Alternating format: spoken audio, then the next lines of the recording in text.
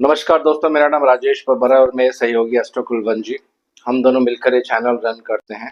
तो आज मैं आपको बताने वाला हूँ transit, D1 chart, D10 chart, ये सब कैसे आप यूज़ कर सकते हैं और निकाल सकते हैं कि कब आपको एक अच्छा जॉब मिलता है।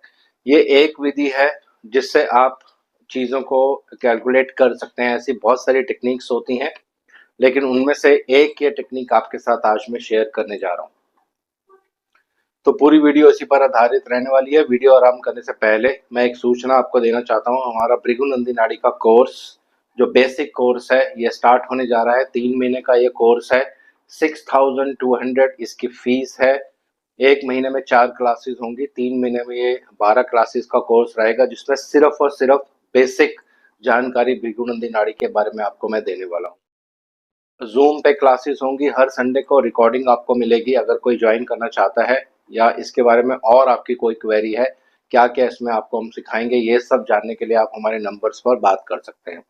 अगर हमारे चैनल पर नए हैं तो सब्सक्राइब जरूर करिए। तो आइए वीडियो आरंभ करते हैं और भगवान गणेश जी और भगवान शनिदेव से आराधना करूंगा सबके घर में सुख और शांति बनाए रखें। जो लोग भी अगर डेमो क्लास लेना चाहते हैं तो हमारे दिए हुए नंबर्स पर व्हाट्सअप कर सकते हैं। इस संडे को एक डेमो क्लास हमारी होने वाली है, उसमें आप पार्टिसिपेट कर सकते हैं और इसके कोई चार्जेस नहीं है, फ्री ऑफ कॉस्ट है।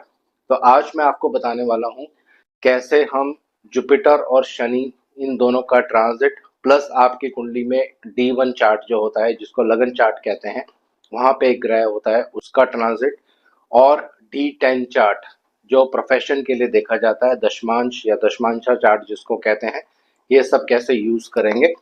तो ये जो है, ये लगन कुंडली है, और ये जो है, ये D10 चार्ट है।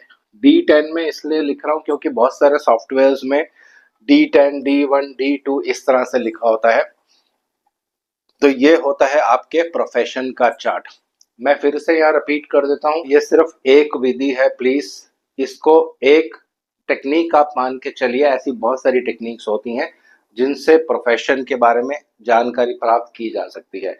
तो टेक्निक क्या है, आइए ये समझते हैं। और इसमें आपको क्या करना है, लगन कुंडली लेंगे, D10 चार्ट भी लेंगे। तो उदाहरण ले रहा हूँ, मान लीजिए किसी का सिंह लगन है और ये लगन कुंडली में इनका सिंह लगन है। नमांश कुंडली में इनका आ जाता है, यहाँ पे 3 नंबर साइन आएगा, यहाँ 2 और यहाँ 1। नमांश कुंडली में इनका 1 नंबर लगन बन जाता है। तो इसको निकालने की विधि कैसे होती है, ये पुरानी वीडियोस मेरी आप देख सकते हैं, नहीं तो आजकल हर सॉफ्टवेयर में ये अवेलेबल होता है, कोई प्रॉब्लम इसमें नहीं होता है। डिपेंड करता है किस लगन पे आपकी डिग्रीज है, उसके हिसाब से कैलकुलेट होता है। तो उदाहरण समझने के लिए मैंने सिंपल एक चार्ट यहाँ पे लिया है, पूरे प्लैनेट्स इसमें मैं नहीं लिखने वाला हूँ। तो आपको क्या करना है, आपके 10th हाउस में देखना है कौन सी राशि है। तो अगर हम यहाँ से काउंट करना शुरू करेंगे, 6, 7, 8, 9, 10, 11, 12, 1, 2, तो ये हो जाएगा आपका 10वां घर। 10वां घर प्रोफेशन के लिए देखा जाता है। तो अब यहाँ पे इसके जो स्वामी बनेंगे वो बनेंगे शुक्रदेव। तो दो चीजें हमने ले ली, लगन कुंडली, उसके 10th हाउस में जो राशि, उसके जो लॉर्ड होंगे वो बनेंगे शुक्रदेव। तो ये आपको देखना है D10 में कहाँ पे बैठे हैं। तो उदाहरण के लिए मैं ले रहा हूँ, मान लीजिए शुक्रदेव यानी वीनस D10 चार्ट में, ये D10 चार्ट है, दशांशा चार्ट जिसको कहते हैं, जो प्रोफेशन के लिए देखा जाता है। यहाँ शुक्र मैंने 3 नंबर राशि में प्लेस किए हैं। ये एक्चुअल किसी का बर्थ चार्ट ही भी है, लेकिन कुछ कुछ कारणवश मैं पूरे प्लैनेट्स इसमें नहीं लिख रहा हूँ। तो अब देखिए, हमें उनके जॉब के बारे में बताना है। अगर उनका क्वेरी है कि हमें जॉब कब लगेगी, मुझे जॉब कब लगेगी, या जॉब के लिए अच्छी और प्रमोशंस या किसी तरह से हाइक, ये सब कब हो सकता है, तो इसको हम कैसे देखेंगे।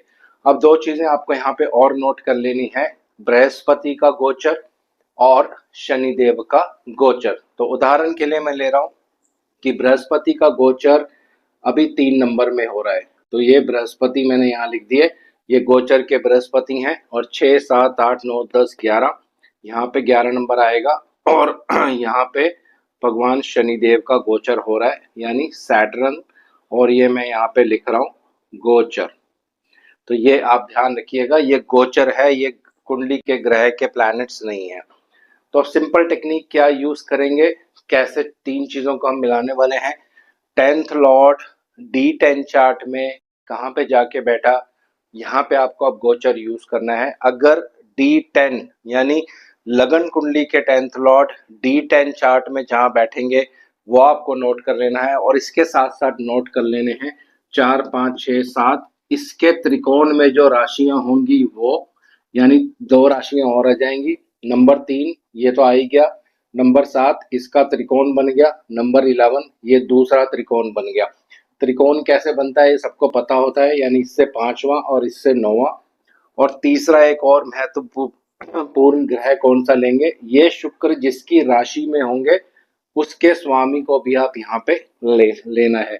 तो उदाहरण के लिए मैं लिख लेता हूँ बुध देव कुंडली में, यानी D10 चार्ट में यहाँ पे है। ये लगन कुंडली नहीं है, प्लीज मिस्टेक नहीं करिएगा, कहीं आप सोचें कि शुक्र और बुध इतनी दूर कैसे हो गए, तो ये दशांशा चार्ट है।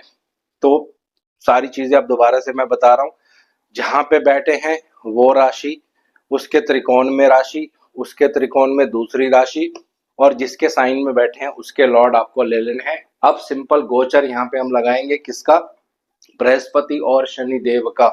जब दोनों प्रॉमिस करेंगे तभी उस पीरियड में आपको एक अच्छी जॉब मिल सकती है, या जॉब से रिलेटेड और प्रमोशन या जो भी आप क्वेश्चन पूछेंगे उस पीरियड में घटित होगा। तो सिंपल अभी बृहस्पति इस शुक्रदेव के ऊपर ही चल रहे हैं, यानी कुंडली के जो 10th लॉर्ड हैं शुक्रदेव, ये D10 चार्ट में यहाँ बैठे हैं, इनके ऊपर अभी बृहस्पति का गोचर हो रहा है। तो देखिए यहीं से मैं इसको टिक कर देता हूँ, बिल्कुल पास ही है। और दूसरा शनिदेव, शनिदेव उदाहरण के लिए मैंने लिया है 11 नंबर में है, और शनिदेव अभी वक्री भी है। उदाहरण के लिए मैं ले रहा हूँ, ये आज का टाइम पीरियड मैं नहीं ले रहा हूँ क्योंकि अभी जो बृहस्पति है वो 4 नंबर में है, तो ये मैं आज का नहीं ले रहा हूँ, कुछ 1-2 महीने पहले का मैं समझाने के लिए ले रहा हूँ। अब शनिदेव देखिए 11 नंबर राशि में यहाँ पे गोचर करेंगे, और यहाँ पे बैठे हैं बुधदेव। ये पहला चीज है, क्योंकि शुक्रदेव जिसकी राशि में है उनको भी हमको लेना है, ये पहला नियम यहाँ पे एप्लीकेबल हो गया। और दूसरा शुक्र से ये त्रिकोण का भाव भी है, ये भी राशि हमें यहाँ पे लेनी थी।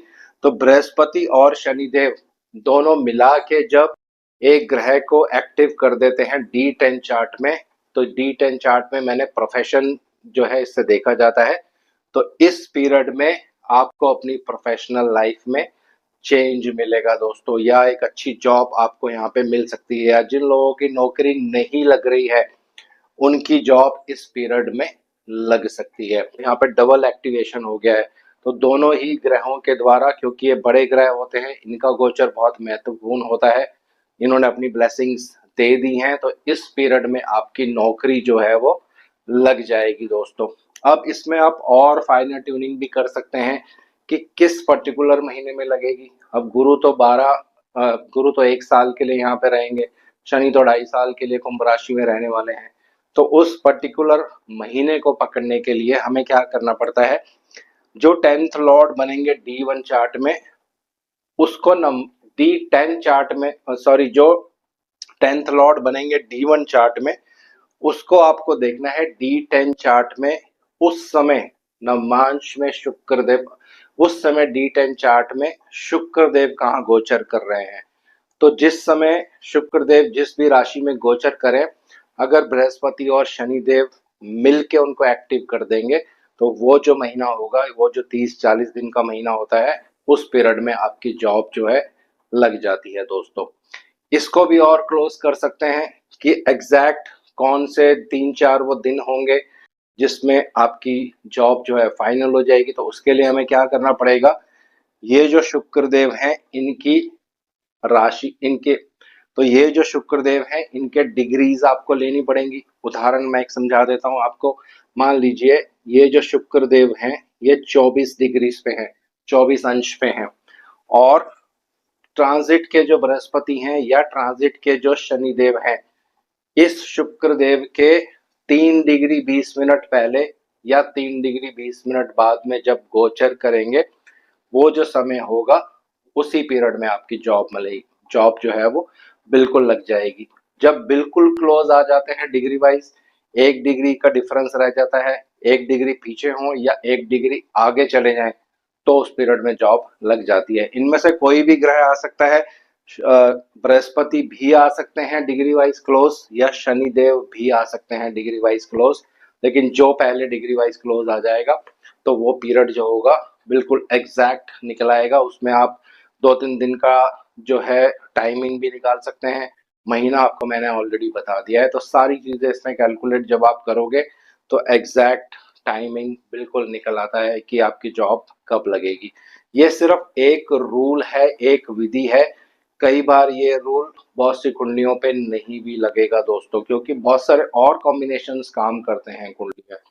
लेकिन एक ये टेक्निक है जो मैंने आपके साथ शेयर करी है, ये मैंने बहुत सी कुंडलियों पे चेक करी है, बिल्कुल 100% काम करती है दोस्तों।